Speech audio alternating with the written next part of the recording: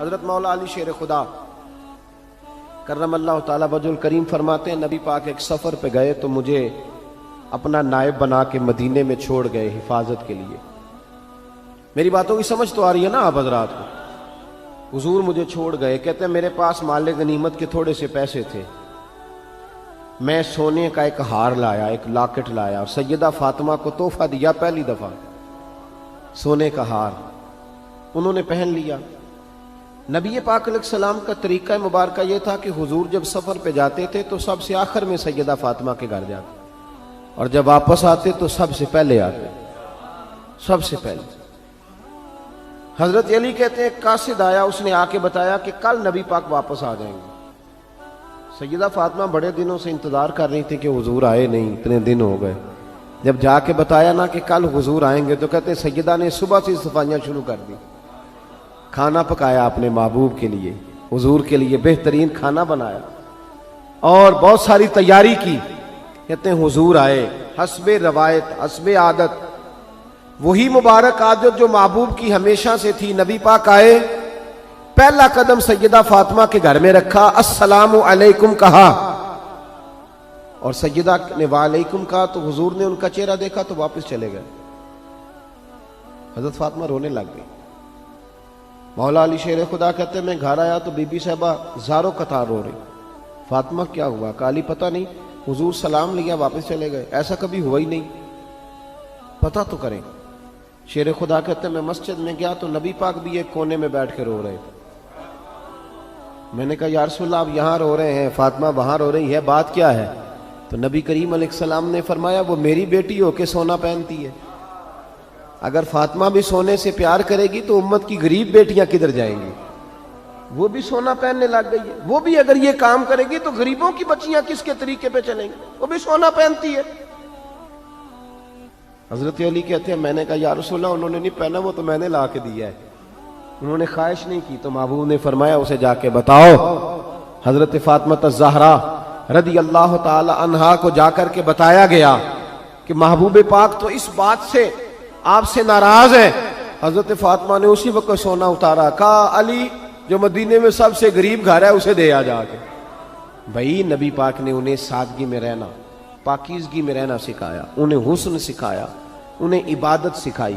نبی پاک علیہ السلام, یہ تو ساری دنیا بیان کرتی ہے کہ امام حسین نبی پاک کے کندھے پہ بیٹھ جاتے تھے سجدے کے عالم میں تو 72 تسبیحیں حضور پڑھتے تھے. پتہ ہے حضور سکھاتے کیا تھے؟ نبی پاک امام حسین کو سجدہ کرنا سکھا رہے تھے. حضور سجدہ کرنا سکھا رہے تھے, سجدہ کرنا.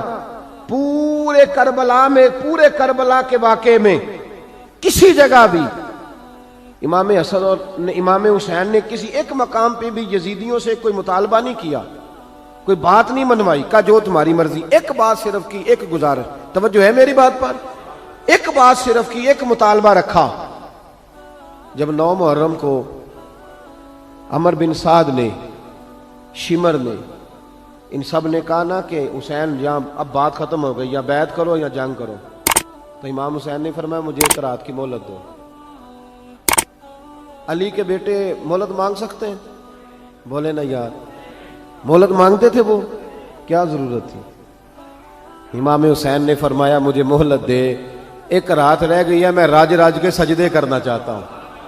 سجدوں کے لیے مہلت مانگی, سجدوں کے لیے. توجہ ہے میری بات پر؟ محفلیں لمبی, نمازیں چھوٹی. 24 گھنٹے آپ کسی کو بٹھا لیں باہر, وہ بیٹھا رہے گا, گپے لگائیں. نماز کا ٹائم ہوگا تو پتہ نہیں کیا ہو جاتا ہے, لوگوں دوڑ گئے, او ہو نماز پڑھنی پڑ جائے گی. ایسے لگتا ہے جیسے کوئی بہت مشکل مرحلہ آن پڑا. بھائی کربلا والوں کا تو پیغام ہی نماز ہے, ان کا تو طریقہ ہی نماز ہے. امام حسین نے کہا ایک رات کی مہلت, فقط اس لیے کہ میں کھل کے نمازیں پڑھ لوں. ساری رات بڑی باتیں تھی نا, بڑی باتیں. سیدہ زینب سے دکھ سکھ کر سکتے تھے ساری رات, امام زین العابدین کو بڑی باتیں بتا سکتے تھے, بڑا کچھ ہو سکتا تھا. لیکن امام زین العابدین کہتے ہیں ساری رات حسین ابن علی نے سر سجدے سے نہیں اٹھایا. چل تو اس طرح کر, امام حسین تو ساری زندگی ساری رات پڑھتے رہے نا, تو چل ایک رات کی عبادت کر ان کے نام پر, ایک رات ساری جاگ. نہیں نا تسی ہاں کی تھی, ایک رات کہی ہے میں نے, بڑا مشکل ہے ہمارے لیے. آپ یقین کریں مسلح, اور پھر کسی نے ہمیں کان میں بتا دیا ہے کہ تسی نسبت آلے ہو, تسی بخشے ہو.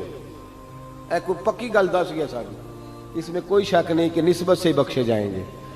لیکن امام حسین ڈائریکٹ نواسے ہیں نبی پاک کے. اگر وہ نسبت کے باوجود بھی ساری ساری رات نماز پڑھتے ہیں, تو کس قسم کا نسبت والا ہے کہ 10 محرم کو بھی تیری ساری قضا ہو جاتی ہے, ساری قضا چھٹی, ہم نسبت والے ہیں. بس نسبت کا یہ معیار ہوتا ہے. نسبت کا معیار یہ ہوتا ہے کہ جو محبوب نے کیا وہ ہم نے کر کے چھوڑنا ہے, وہ کام کرنا ہے. اور پھر اہل بیت نبوت کا اسوہ حسنہ پردہ ہے, پردہ. بڑی گمراہی آ گئی ہے امت میں. اب جو بچی MA MBA کر لیتی ہے, وہ سب سے پہلے یہ مطالبہ کرتی ہے کہ ہمارے حقوق برابر کے. اسلام نے عورت کو برابر کے حقوق نہیں دیے, عزت والے حقوق دیے. کون سے حقوق دیے بولیے؟ میں ایک یونیورسٹی میں تھا تو ایک بچی نے پیغام دیا, کہنے لگی جی, بچیاں بھی تھی پردے میں بیٹھی ہوئی, لیکچر یونیورسٹی میں ہو رہا تھا, تو اس نے کہا جی عورت کا تو گھر ہی کوئی نہیں ہوتا, عورت کا تو گھر ہی کوئی نہیں, تو ہم کدھر جائیں؟ میں نے کہا چلیں ادیبانہ انداز میں یہ بات درست ہے, لیکن حکیمانہ انداز میں درست نہیں. عورت کی تو اللہ تعالیٰ نے ذمہ داری بڑی شاندار رکھی ہے. جب تک باپ جوان ہوتا ہے نا, توجہ ہے میری بات پر, جب تک باپ جوان ہوتا ہے تو بیٹی اس کے گھر رہتی ہے, اور جب بچی جوان ہوتی ہے, ابا تھوڑا بوڑھے ہونے لگتا ہے نا, تو اللہ تعالیٰ خامد کی ڈیوٹی لگا دیتا ہے عورت پر. اور جب خامد تھوڑا بوڑھا ہونے لگ جاتا ہے تو بچے جوان ہو جاتے ہیں. تو میں نے کہا بی بی تو سمجھی نہیں, تو کہتی ہے میرا گھر کوئی نہیں. رب کریم نے تو تیرا محافظ ہمیشہ جوان آدمی کو رکھا ہے, جوان کو, کبھی باپ کو, کبھی بھائی کو, کبھی بیٹے کو, کبھی شوہر کو. تو یہ کیسے؟ اسلام نے تو تیرے لیے جوان خون تیرا محافظ رکھا, اگر تو سمجھے. حضرت فاطمہ نے ساری زندگی پردے میں گزاری, ان کا ننگا سر کبھی سورج نے بھی نہیں دیکھا. یہاں اللہ خیر کرے دینداروں کی بچیاں پردہ نہیں کرتی, حاجیوں نمازیوں کی بچیاں پردہ نہیں کرتی. کپڑے استری نہ ہو تو گھر میں جھگڑا شروع ہوتا ہے, اور بی بی پردہ نہ کرے تو پرواہ کوئی نہیں. حضرت عبداللہ بن سہل ایک تابعی بزرگ ہے, نام یاد رکھنا. عبداللہ بن سہل کہتے ہیں سیدہ زینب جب کربلا سے واپس آئیں تو وہ میری پڑوسن تھیں. 15 سال کہتے میں ان کا پڑوسی رہا ہوں, 15 سال. 15, امام شورانی نے اس کو لکھا ہے, 15 سال میں حضرت زینب کا پڑوسی رہا. کبھی ہوتا ہے نا کہ بی بی برقع پہن کے باہر نکل آتی ہے, بازار جانا ہے, دوائی لینی ہے, کوئی کام ہے. کہتے ہیں 15 سال میں پڑوسی رہا, پر میں نے پردوں میں چھپی ہوئی زینب بھی کبھی نہیں دیکھی. ہوتا نا برقعے میں بندہ بی بی دیکھ لیتا, میں نے پردے میں چھپی ہوئی بھی بی بی کبھی نہیں دیکھی. تو کربلا والوں کا تو طریقہ پردہ ہے, ان کا طریقہ. اب آخری بات سنیں, کربلا والوں کا طریقہ حوصلہ ہے, ہمت ہے. ہمارے ہاں نا خودکشیاں عام, جھگڑا عام, لڑائی عام. اس کی وجہ یہ کہ حوصلہ کوئی نہیں. ذرا سی بات کوئی بندہ برداشت کرنے کو تیار. اہل بیت کا جو طریقہ ہے نا وہ حوصلہ ہے, وہ صبر ہے, وہ چلے محبت کی بات ہے کر دیتا ہوں. ایک بابا جی سے میں نے پوچھا, میں نے کہا جناب صحت کیسی ہے؟ کہ دکھا نہیں وڈیریاں کر چھڑیا. میں کہا کنی عمر تہاڈی؟ کہندا میں عمر تے ایویں 76 کو سال ہے. تے میں کہا دکھاں تو بغیر بھی ہن تساں وڈیریا ہی ہونا سی. بس کر دے, دکھوں کو بدنام کیا ہوا بلا وجہ. اب بس کریں, وڈیرے ہونا تھا کہ نہیں ہونا تھا؟ تے نہ دکھاں دا لا دیتا ہے. ہجوم غم میں بھی توہین نے ضبط غم نہ ہوئی, ہم تو اس احتیاط سے روئے کہ آنکھ نم نہ ہوئی. اللہ والے تو مطلب شکوہ کرنا ہر وقت شکوہ, حوصلہ ہی کوئی نہیں, سکون ہی کوئی نہیں, پریشانی بڑی ہے جی, آزمائش بڑی ہے. کبھی آپ نے کہیں سنا ہے کہ واقعہ کربلا کے بعد حضرت زینب معاذ اللہ نفسیاتی مریض ہو گئی تھی؟ امام زین العابدین, سیدہ سکینہ, حضرت صغرا, وہ حوصلے میں رہے, متوانا رہے. امام زین العابدین نے اس کے بعد بھی کئی دفعہ پیروں میں بیڑیاں پہنی, کئی دفعہ. سادات کا خاندان چلا. یہ جو داتا علی اجویری نے آ کے آپ کو کلمہ پڑھایا, یہ بھی سید زادے ہیں. سیدوں کا قافلہ رکا نہیں, یہ خواجہ اجمیری بھی سید زادے, غوث پاک جیلانی بھی سید زادے. یہ سادات کا سلسلہ چلتا رہا. بار بار آ کے امت کی قیادت کی ان لوگوں نے. جب دیکھیں نا یہاں کسی بندے کا کٹا ہوا ہاتھ پھینکا جائے نا, بلکہ انگلی پھینک دی جائے, تو لوگ ڈر کے بھاگ جائیں گے، کسی کا، اپنے کسی کا نہیں، کسی کا، کیونکہ انسان کا وجود کٹ جائے تو دہشت پیدا ہوتی ہے، آپ ڈر کے بھاگ جائیں گے۔ امام حسین کا کٹا ہوا سر، توجہ ہے میری بات پر؟ ذرا غور کرنا، بندے کا سر کٹ جائے، ہم سنتے ہیں بات پر غور نہیں کرتے۔ دھاڑ ان کا پڑا تھا کربلا میں، کٹا ہوا سر، زلفیں، پگڑی، کٹا ہوا سر نیزے پہ، آگے آگے سر جا رہا ہے، پیچھے سیدہ زینب جا رہی، با پردہ یزید کے دربار میں پہنچی، بی بی صاحبہ پردے میں بیٹھ گئی۔ یزید کہنے لگا دیکھ لو اللہ نے مجھے عزت دی اور میرے دشمنوں کا معاذ اللہ کیا حال ہوا۔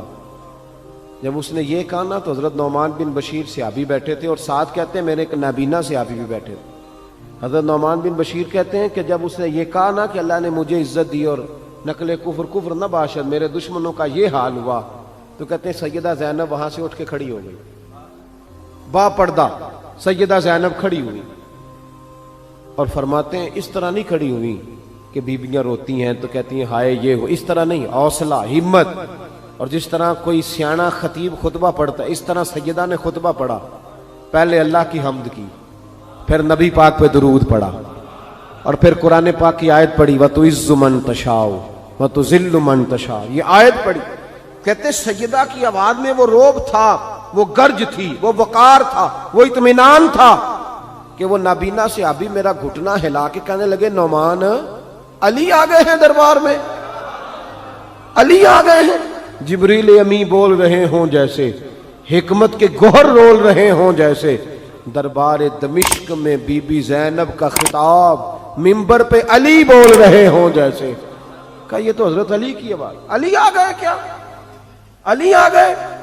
سیدہ زینب فرمانے لگی یزید تیری حکومت ہے تو تو کہتا ہے کہ اللہ نے تجھے عزت دی، ذرا وقت بدلنے دے، ذکر تیرا بھی ہوگا پر تجھ پر لوگ لعنت برسائیں گے، اور جب میرے حسین کا ذکر ہوگا تو خطیب جمعے کے خطبے میں ذکر کیا کریں گے، خطبوں میں میرے نام۔ بھائی حوصلہ پیدا کرے زندگی میں، ہمارے اندر حوصلہ نہیں رہا، حوصلہ نہیں، توانائی نہیں، ذرا سی بات پہ ہم بگڑتے ہیں، ناراض ہوتے ہیں، اپنی طبیعتوں کو اکٹھا کریں۔ پہلا سبق یہ عرض کیا ہے کہ اہل بیت سے پیار کریں، بحث چھوڑ دیں، صحابہ سے پیار کریں اور بحث، نبی پاک کا میلاد منائیں اور بحث کرنی چھوڑ دیں۔ اور دوسری بات یہ کہ اہل بیت کا طریقہ فقر و فاقہ ہے، ان کا طریقہ سخاوت ہے، ان کا طریقہ پردہ ہے، ان کا طریقہ عبادت ہے، ان کا طریقہ حوصلہ ہے۔